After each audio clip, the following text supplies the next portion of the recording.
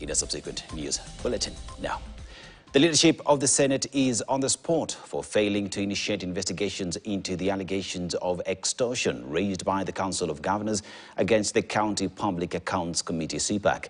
Experts say the allegations, which were even alluded to by the President William Ruto before, are serious, and the senators in question should step aside to pave way for a thorough probe. As Winfrey Owino reports, this comes a week after Bumula MP Wanami Wamboka was suspended from chairing the Public Investments Committee for 45 days of extortion allegations.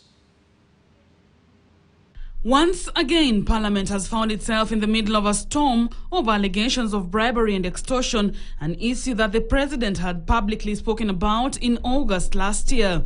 A few members of your committee collected 10 million shillings so that you could pass that law on anti-money laundering. Did you get the money? No. This Parliament is also actually impeding implementation of government projects by being corrupted. People should reduce lobby. But you know, the people who are lobbying are from outside Parliament. They are not inside. Despite this, the National Assembly moved to save face by suspending Bumula MP Wanami Wamboka as chair of the Public Investments Committee on Governance and Education after complaints against him by the National Cohesion and Integration Commission (NCIC) emerged.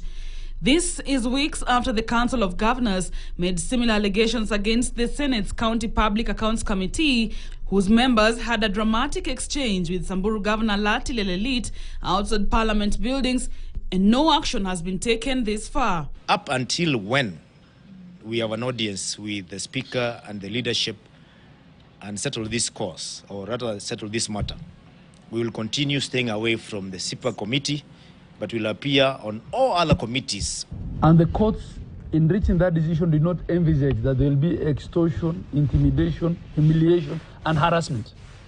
Experts say the allegations are serious and action must be taken. We live in a country where bribery, coercion, and political weaponization is real. Those deliberations you see at the Senate, more often than not, if you analyze the entirety of the discourse, you realize that they have very little to do with public interests. It's a lot more to do with upping a premium. Allegations of extortion or demand for bribe or abuse of that office by you will end up contravening Standing Orders 117 and 118 of the Senate Standing Orders. They fault the leadership of the Senate for sweeping the issue under the rug, saying it taints the public image of the Senate since the law has provided clear and substantive measures on how the situation should be handled. I think it's incumbent upon Senate and probably the Speaker of the Senate to just find a way of clearing Senate's name by letting those implicated members of the senators in this committee see PSC to step aside for a robust investigation to be done and for the public to be, allowed to understand what is it that is happening. The moment an allegation is thrown at a member, be it at the member of the National Assembly or of the Senate, generally an investigation is supposed to be undertaken. The House has specific powers and privileges committee. Equally, we have several constitutional bodies such as that of the Ethics and Anti-Corruption Commission.